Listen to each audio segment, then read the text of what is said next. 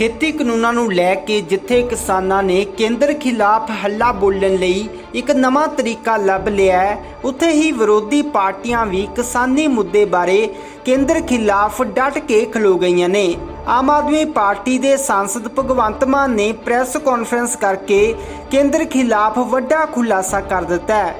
ਮਾਨ ਨੇ ਕੇਂਦਰ ਤੇ ਵਰਦਿਆਂ ਕਿਹਾ ਕਿ ਕੇਂਦਰ ਨੇ ਕਿਸਾਨਾਂ ਨਾਲ ਬਿਜਲੀ ਬਿੱਲ ਨਾ ਲਿਆਉਣ ਦਾ ਵਾਅਦਾ ਕਰਕੇ ਹੁਣ ਮੌਨਸੂਨ ਸੈਸ਼ਨ 'ਚ ਇਹ ਬਿੱਲ ਲੈ ਆਂਦਾ ਹੈ ਤੇ ਕੇਂਦਰ ਸਰਕਾਰ ਸੂਬਿਆਂ ਦੇ ਬਿਜਲੀ ਅਧਿਕਾਰ ਵੀ ਖੋਣਾ ਚਾਹੁੰਦੀ ਹੈ।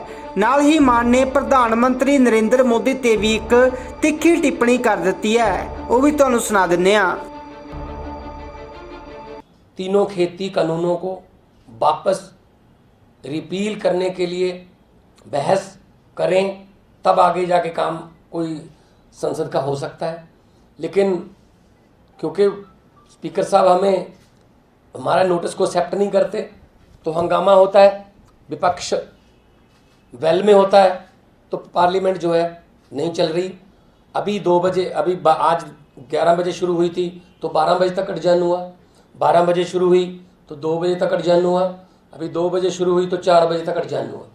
तो इसका मतलब ये है कि जो सरकार है वो किसानों की मांगों के प्रति बिल्कुल भी संवेदनशील नहीं है। और जिस बात के लिए आज हम आपको यहाँ पे हमने बुलाया है उसके लिए मैं आपको दिखाना चाहता हूँ। आज भी किसान जो है जंतर मंतर पर अपनी संसद लगा रहे हैं।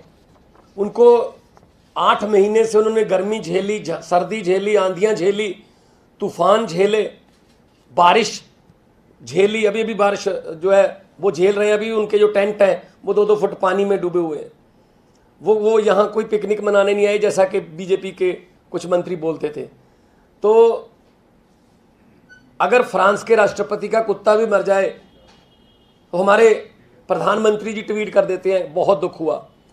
600 से ज़्यादा किसान वहाँ पे जान गंवा चुके हैं। एक ट्वीट को तो दूर की बात है, एक शब्द नहीं निकला संवेदना का।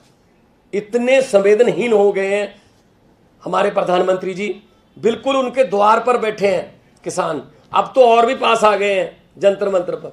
उनसे बात करो, तीनों कानूनों को वापस ले लो। वो खुशी खुशी अपने ट्रैक्टर लेके अपने खेतों की तरफ, अपने गाँव की तरफ चले जाएंगे। लेकिन बजाय इसके कि कानून वापस होते, आमतौर पे तोमर साहब का भी बयान आज आया कि बहुत अच्छे कानून हैं, हम बातचीत के लिए तैयार हैं, लेकिन किसान कानून वापस लेने की बात ना करें। तो भाई और क्या करें, और किस विषय पर बात करेंगे? 11 दौर की बातचीत हुई है, किस विषय पर हुई है? ये तो वो बात हो गई कि मौत का वारंट तो रहेगा, लेकिन मौत के वारंट में संशोधन कर देते हैं कि आपने मरना किस तरीके से ये चुन लो। आपको फांसी दे दी जाए, आपको जहर का टीका लगा दिया जाए, या फिर आपको आपकी गर्दन काट दी जाए, लेकिन मौत का वारंट जारी रहेगा। सो मौत के वारंट हैं ये काले कानून जो खेती के हैं, इनमें संशोधन नहीं, मौत का वारंट तो वापस ही होता है, तभी जान बचती है। और ये काले कानून वापस लेने की बजाय सरकार किसानों के जख्मों पर और नमक डाल रही है।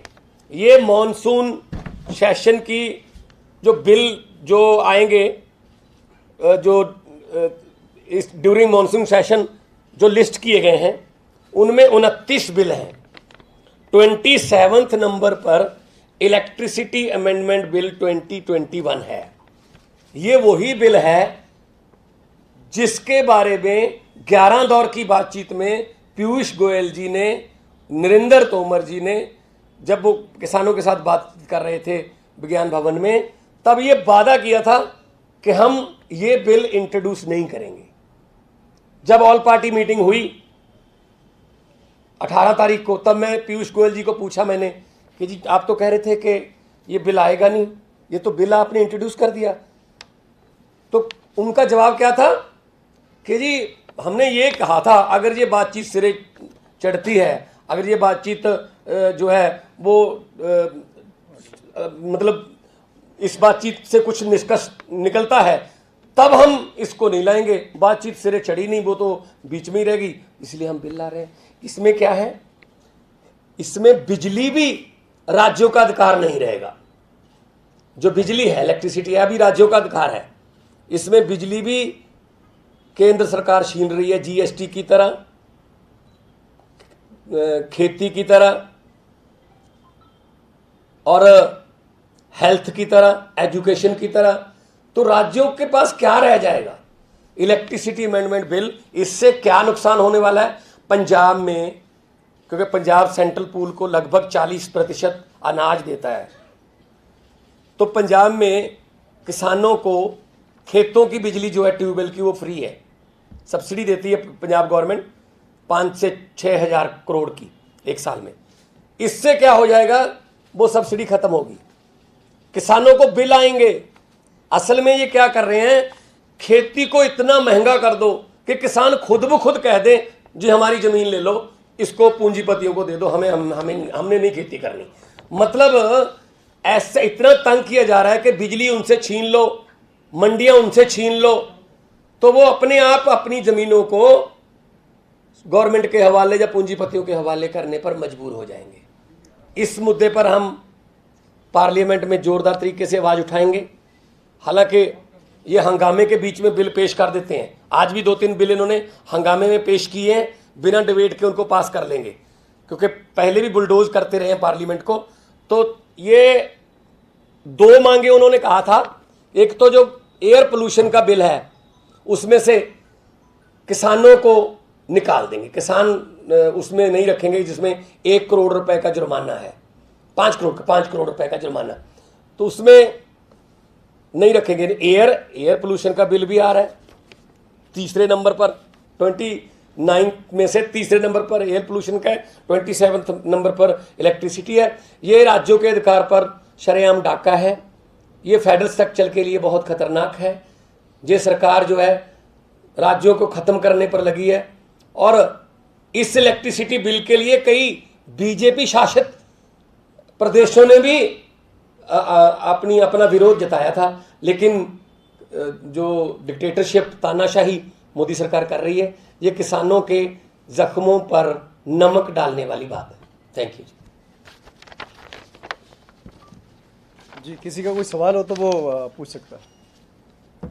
और हम पंजाब में भी, सड़कों पर भी और संसद में भी इस बिल का और खेती बिलों का जोरदार विरोध जारी रखेंगे, जितनी देर सरकार इन तीनों बिलों को रिपील करने की और इस जो बिजली अमेंडमेंट जो बिल है इसको लिस्ट से हटाती नहीं। उसमें क्या है कि बिजली जो है, जैसे पंजाब है, पंजाब बिजली पैदा करता है, पंजाब की सारी बिजली सेंटर ले लेगा, उसके बाद पंजाब को अपने लिए बिजली मांगनी पड़ेगी, बिल्कुल जीएसटी की तरह। हम जो स्टेट है वो टैक्स इकट्ठा करके सेंटर को देती है और अपना हिस्सा मांगने के लिए भीख मांगनी पड़ती है, बिल्कुल सेम है।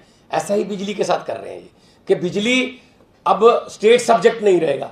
इससे पहले बिजली, एग्रीकल्चर, हेल्थ, एजुकेशन ये स्टेट सब्जेक्ट थे, लेकिन अब ये स्टेट सब्जेक्ट नहीं रहे। जैसे दिल्ली सरकार के जो हर काम में एलजी को लगा दिया गया है, हर काम में एलजी जो है टांग अड़ाता है, बिल्कुल उसी तरह से ये सभी स्टेटों से बिजली सेंटर ले लेगा, उसके बाद उनको वापस अपनी बिजली, अपने हिस्से की बिजली लेने के लिए मिन्नतें करनी पड़ेगी, हाथ में कटोरे पकड़ने पड़ेंगे। देखिए, वैसे तो बहुत ही ऑर्गेनाइज्ड और डिसिप्लिन तरीके से उन्होंने ये प्रोग्राम बनाया है। 200 आदमी हर रोज आएंगे और 200 के 200 का आई कार्ड बनाया है संयुक्त मोर्चा ने, उनकी स्टैंप लगी हुई है, उनके साइन है। तो ऐसा नहीं हो सकता कि कोई शरारती तत्व कोई गलत आई कार्ड बना के घुस जाए, तो ऐसा होना नहीं चाहिए। लेकिन मुझे, क्योंकि मैं पार्लियामेंट से सीधा यहाँ आ रहा हूँ, मुझे इसकी कोई विस्तार में जानकारी है नहीं, लेकिन किसान शांतिपूर्वक अपना पहले भी कर रहे थे आंदोलन, अब भी कर रहे हैं, और जहाँ तक उनको जाने की इजाज़त दी वहाँ तक ही वो गए हैं। हालांकि उनको लंबे रूट से लाके उनको 1 बजा दिया गया, उनका 11 बजे का टाइम था, लेकिन उनको हक है, ये उनका डेमोक्रेटिक राइट है कि वो सदन के पास आएँ, सदन के सामने अपना प्रदर्शन करें और अपने जनप्रतिनिधियों से उम्मीद करें कि वो उनकी आवाज़ अंदर उठाएं और किसान जो है वो बाहर उठाएं। इसके पहले भी आंदोलन को बदनाम करने की, आंदोलन को कमज़ोर करने की केंद्र सरकार की तरफ से बहुत बारी साजिश हुई है, तो कोई बड़ी बात नहीं, ये भी उसी साजिश का हिस्सा हो।